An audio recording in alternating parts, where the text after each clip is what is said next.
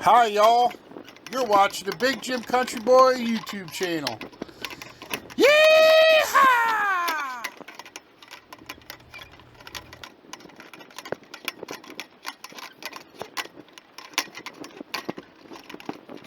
Have you ever wondered what lies beneath the surface of a quaint, quiet town? Today we venture into the heart of such a place.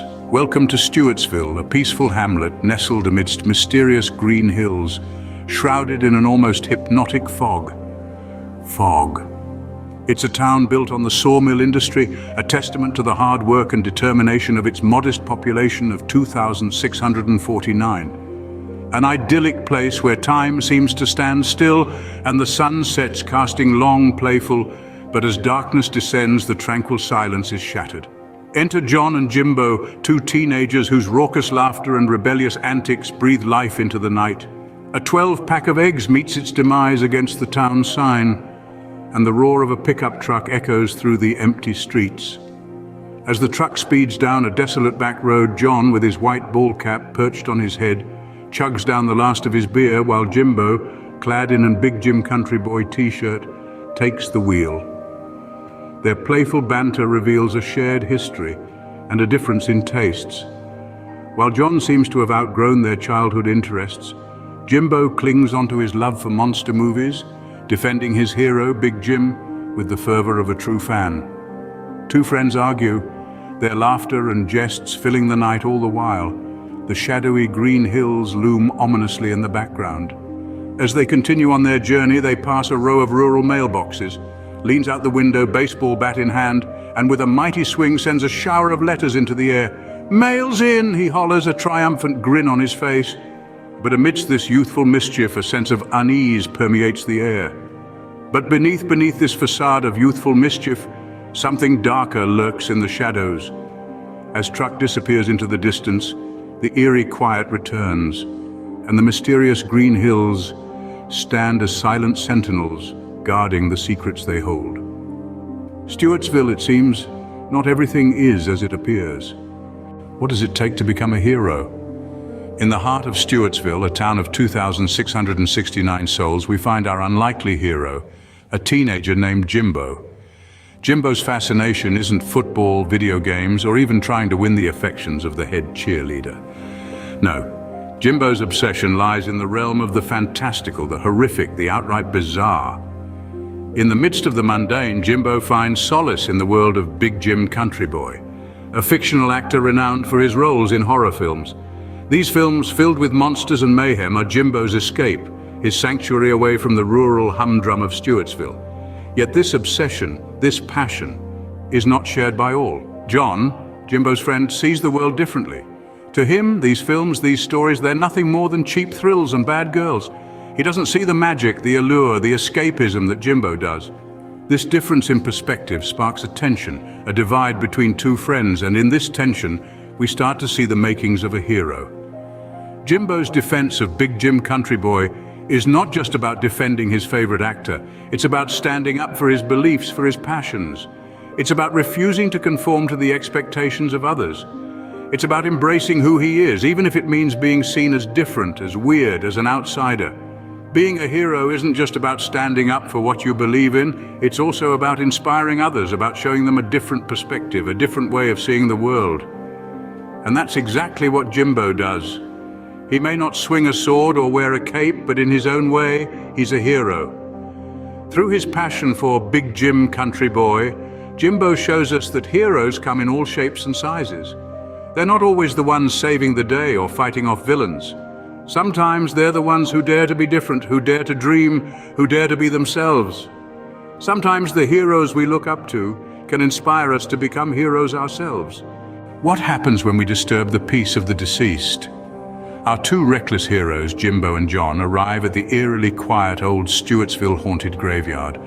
The place seems to be holding its breath, the rustling of the leaves under their boots, the only sound breaking the silence. Despite the chilling wind that blows, carrying with it whispers of forgotten tales, they press on, their youthful bravado blinding them to the ominous signs around them. The graveyard, nestled in the shadow of a tall hill, is a sight to behold. Rotted sticks punctuate the ground, their faded Chinese characters the only hint of the souls they represent. Some graves are marked with tattered cloth, fluttering in the wind like lost spirits, while others are broken and jagged, a silent testament to the passage of time. The boys' truck with its glaring headlights seems to intrude upon this sacred place. But they are oblivious, their minds filled with bravado and the thrill of adventure. They step out, flashlights in hand, their beams dancing through the darkness, casting long shadows that seem to reach out towards them. Our unlikely hero is drawn to the mystic and macabre. His fascination leads them deeper into the graveyard, an almost palpable sense of anticipation in the air, as if the graveyard itself is waiting, watching. They tread on hallowed ground, their every step stirring the dust of ages and awakening old spirits. The boys laugh and joke, their voices echoing in the still night of the line they've just crossed. Recklessness has disturbed the peace of the deceased, awakened something that should have remained undisturbed, something that isn't pleased with their intrusion. Unknowingly, they've crossed a line, awakening something that should have remained undisturbed. Do you believe in ancient curses? Our unlikely duo, John and Jimbo, find themselves in the heart of the old Stewartsville graveyard, the moon casting an eerie glow on the dilapidated tombstones. As they venture deeper, the air grows colder, and a sense of dread begins to permeate the atmosphere. There's a palpable tension, a feeling that they've stepped into a world that's not their own. As they disturb the resting place of the departed, the graveyard seems to hum with an ancient energy, as though the very air is warning them to turn back, to leave this sacred place undisturbed. But our heroes, driven by their youthful recklessness, pay no heed to these ominous signs. In their quest for adventure, they inadvertently stumble upon a cryptic artifact. Despite the unsettling aura surrounding it, they decide to bring it along, oblivious to the fact that they've just triggered an age-old curse. The ground beneath them trembles, as though protesting their actions, yet they remain blissfully ignorant of the impending doom. The once peaceful graveyard now thrums with an unearthly energy, as if disturbed from a long slumber. Eerie silence descends, as if the graveyard itself is holding its breath, waiting for the dormant evil force to awaken. And then it happens. A chilling gust of wind sweeps through the graveyard, and the tombstones seem to shudder in fear. An inexplicable dread seizes our heroes as they realize something's not right. The blink of an eye, everything changes. The once silent graveyard is now alive with an evil force, its ominous presence felt in every nook and corner. Boys initially skeptical of the supernatural now find themselves face to face with an ancient terror they've unknowingly unleashed. Their ignorance, they've unleashed a terror that the town of Stewartsville is unprepared for. Boys set out for an adventure, but what they've brought upon their town is a nightmare that's far from over. What would you do when the life you knew turned into a nightmare? The quiet town of Stewartsville is thrust into chaos.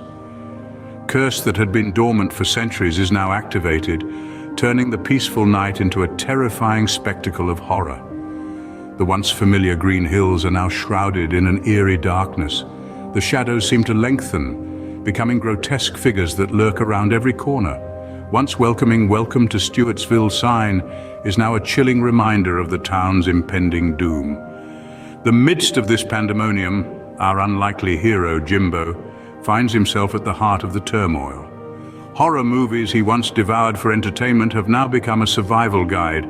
Encyclopedic knowledge of monsters, curses, and survival tactics is the town's only glimmer of hope amidst the darkness. Curses' effects are horrifyingly real. The once friendly townsfolk are now monstrous figures, their humanity stripped away. Streets are filled with the sounds of their terrifying roars, the air filled with the stench of decay and fear. Every corner turned could be a trap, every shadow a potential threat. Jimbo, with his white cap and his beloved Big Jim Country Boy DVDs, stands tall, channels the bravery of his favorite horror movie heroes. Using their tactics to navigate through the nightmarish landscape, he devises plans, sets traps, and bravely fights off the cursed creatures, all with the determination of a true hero. The terror that surrounds him, Jimbo refuses to give in to fear. He fights not just for his own survival, but for the survival of his town. He battles the monstrous figures with a baseball bat in one hand and his knowledge of horror movies in the other. The face of terror, Jimbo must become the hero he's always admired. He becomes a beacon of hope in a town swallowed by darkness. Fight for Survival is not just a battle against the curse, but a testament to the strength of the human spirit in the face of unimaginable horror. Are you ready to face your fears? As we delve deeper into the heart of darkness, our unlikely heroes, Jimbo and John, find themselves in the midst of an epic struggle. Their adversary, an ancient and malevolent force, awakened from its eternal slumber, stands before them. The very air around them seems to tremble with anticipation, as if it too knows the gravity of what's about to unfold. Is the moment of truth for our heroes?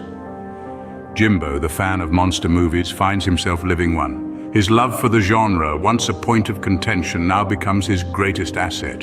His knowledge of classic horror tropes and his understanding of their enemy give them a fighting chance. His courage, once hidden under layers of celluloid fantasies, shines brightly in this darkest of hours. John, the skeptic, is forced to confront a reality far removed from his comfort zone. His physical strength is tested, but more than that, it's his mental resilience that's put on the line. He fights not just the external enemy, but battles his own fears and doubts. Their fight against the looming evil is not just physical, but mental and emotional too. Every swing, every dodge, every attack is a testament to their unyielding spirit. They are not just fighting for their lives, but for their beliefs, their passions, their friendship. As the battle rages on, the line between man and monster blurs. Our heroes, battered and bruised, stand their ground. The evil force, relentless and unforgiving, continues its onslaught. The air is thick with tension, the ground littered with the remnants of their struggle. And then, in the heat of the battle, something remarkable happens. Jimbo and John, once divided by their differences, unite in their resolve to defeat the enemy. Their combined strength, their shared determination fuels their final stand.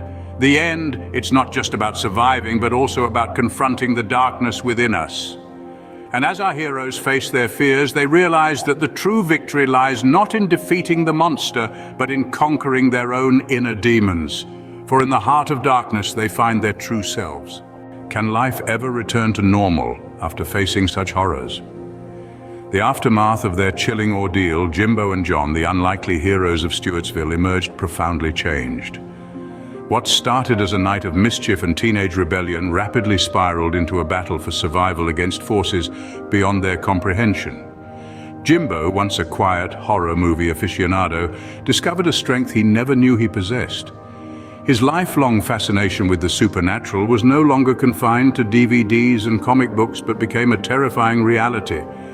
Yet instead of succumbing to fear, he rose to the occasion, proving that courage can manifest in the most unexpected circumstances.